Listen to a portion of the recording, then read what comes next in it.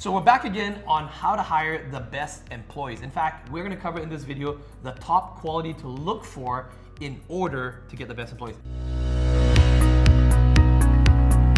Josh, you are the author of the book of the 100 Myths versus Chainsaw. You are Canada's top CPA, business consultant, and CFO. You wrote this book because you wanted to help business owners to overcome the odds. Now, on this topic, what is your take on this? What is the quality that we look for? Is it loyalty? Is it honesty? Is it skill and ability, capability? What is it that is going to help you hire the best employees? So I would say the number one thing that people overestimate is probably skill.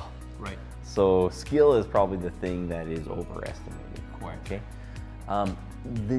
The number, and actually let me paint you a picture. Yep. Okay, so let me paint you a picture. You have someone who's a 10 out of 10 technician. Right. Okay.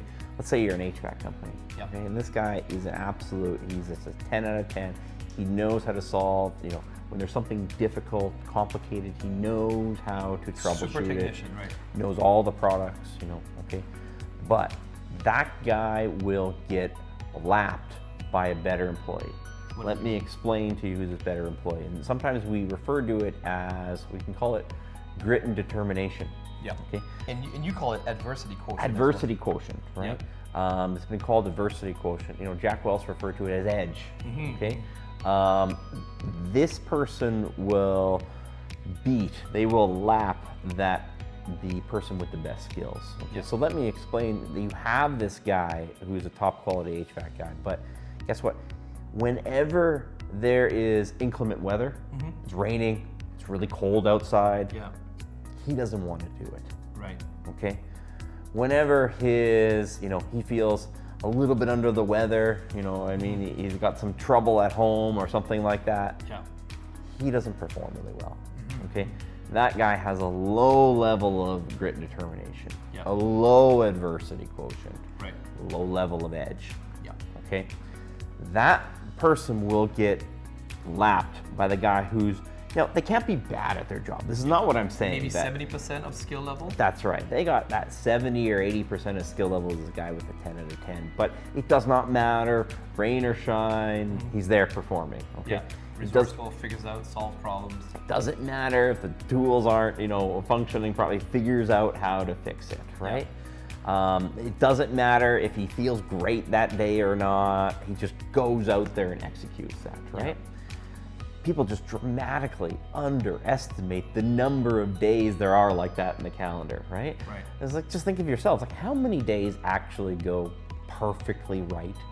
Everything from beginning to end, right? Yeah. We're not talking 80% of the days. We're talking like 20% of the days go perfect, where everything goes your way, nothing, goes wrong, right? And so we're saying that 10 out of 10 skill is only useful 20% of the time, right? Whereas this other guy has 8 out of 10 skills, and that's useful 80% of the time. When you add that up from the beginning of the year to the end of the year. Actually, repeat that, because that's important. That 8 out of 10 skills, but it is more useful 80% of the time. That's right. So just think of, just think of the 80-20 rule, right? Where it's only 20% of the days where everything is going to go right all the time. It's just count how many days a week where something doesn't go. You don't get stuck in traffic, right? You don't have a computer problem, you right? don't have a customer cancel and refund or something on you. You don't have a scheduling snafu, right? Like how many days actually where nothing goes wrong? I mean, that's the exception, not the norm. That's the 20%,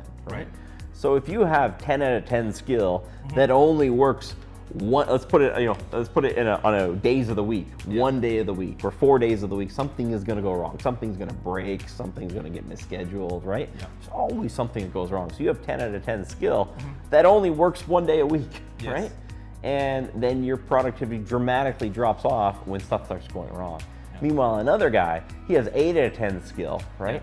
It works 5 days a week. Yeah, because he's got more consistency, more grit. Whether it's going perfect, whether there's challenges, those other 4 days a week where there's challenges, that 8 out of 10 skill just keeps working. Yeah. That guy is so much further ahead at the end of the year. The company that hires those types of people, they just keep producing. Yeah. They get shutdowns and lockdowns and supply chain issues. Like, I mean, now it's more prevalent than ever, right? Yes. Because there's a whole bunch of changes that we have to deal with, right? But you know, if you're relying on that top level skill that only produces under ideal circumstances, it's not going to go well for you. So then the question is, Josh, how do you search for that? I mean, in your book here, just quoting off one of the quotes as well too, employees spend approximately 2.8 hours each week involved in conflict, and that was by CPP Inc. What is your action item here? What can a business owner do to find those type of individuals that have the grit and the adversity quotient?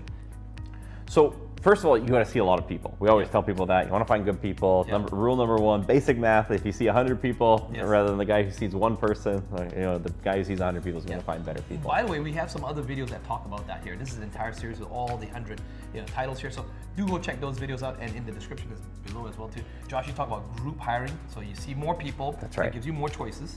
So it gives you more choices. Then step number two, you're probably going to want to look. I never read resumes before the interview. It's a waste of time. You don't know if they're going to show up. You don't even know if you like them. Right. Okay. So then you're going to find people who actually really want to work for your organization. Then you can read their resumes. Okay. Right. Okay. What you're trying to look for people with low adversity quotient, they bounce from job to job. Okay. They have a lot of stints that are 1, maybe 2 years or less. Right. That person likely has a low. Like the minute something goes wrong, they're out. Right. They quit, they're done. It's always someone else's fault, right? It's never their fault, right? So look really, really carefully at people who have bounced from job to job to job to job. Like eventually you have to realize they're the problem, not the job, right? So I would look at that, okay? The next thing that you can do is in that group interview process, okay? Some people just come in and knock it out of the park, right? Other people, they're okay, but you always tell them, it's like, hey, we do this group interview once a week, on this day. If you think we made the wrong decision, come back. Come back again. A lot of the people who come back here and who've been hired here have come back multiple times. Correct. You'll start seeing people come back 2, 3, 4, 5 times, right? This is someone with a high, they got nothing out of this, right? They didn't even get much feedback. It's like, you want to find people with high adversity quotient, you run that group interview and you let people come back. That person is, you just they're hungry, they know that they're, right? And once you've started down the path, right? It's just the fact that you just don't put up with that, right? You just don't put up with the person who has the littlest problem. You can't make their days perfect. You need to find people who can adjust, right?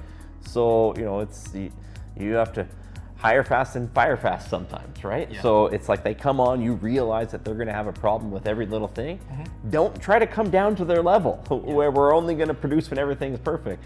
Get them off the bus and find someone who can do it, right? And as things go, as things progress, it's actually going to be easier because you're going to get people with higher and higher adversity quotient. And some people come into the equation kind of a little more neutral, right? They don't have a low adversity quotient. They might not have a high adversity quotient. They're more malleable than anything, right?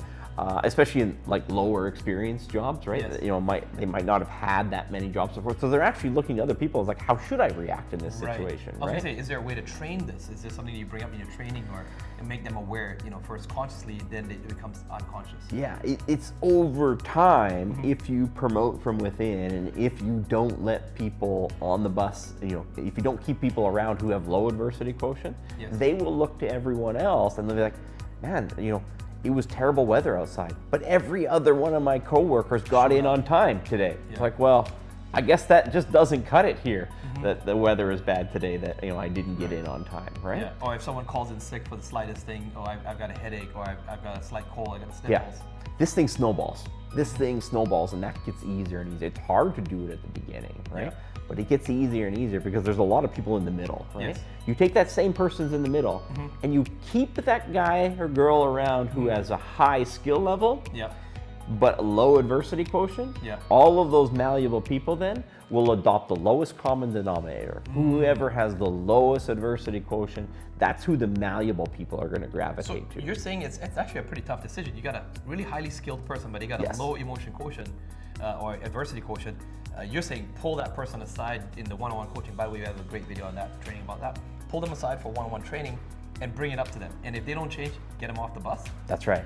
Because otherwise they're going to toxify the other people or bring down their quality as well too. That's right. The majority of people that you hire, they're actually going to be in the middle. They're actually going to be neutral, especially for junior positions, right? Yep. Maybe not so much for senior positions, they have them, right?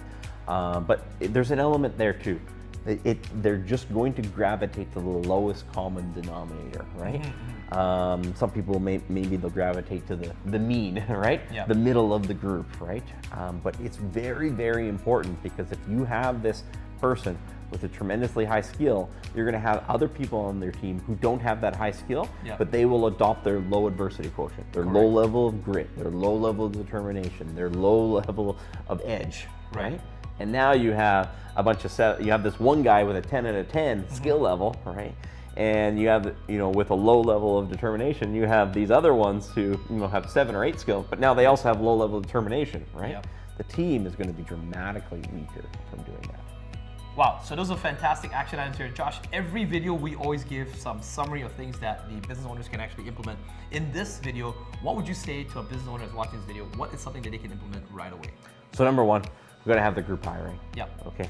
Make sure people know that they can come back, right? Yep. Pay attention to how many jobs they've had before yours, right?